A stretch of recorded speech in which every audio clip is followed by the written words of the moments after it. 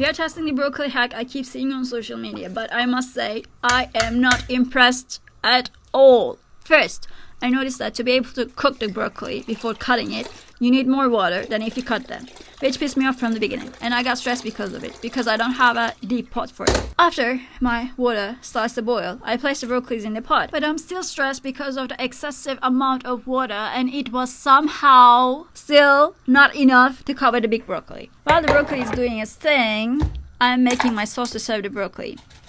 We go for a Mediterranean style side dish with this broccoli today. I cut the lemons, I juice them, pour the juice to a jar, add the same amount of olive oil on top of it. I measure it.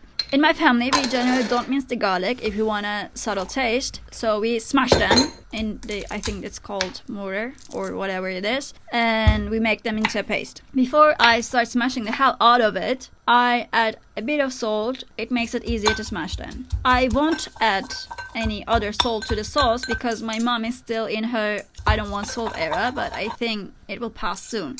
Add the garlic paste to the sauce, add a little bit of black pepper because why not? And to mix them all, I have the greatest invention, mini whisk. And we whisk with the mini whisk. Or a fork or a spoon can work too, I guess.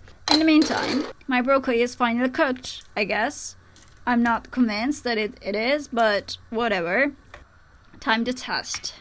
Yes, cutting through the broccoli is much easier after cooking it. But in my mind, I wasted so much water to use this method. So next time, I won't use the cook first, cut later method for sure.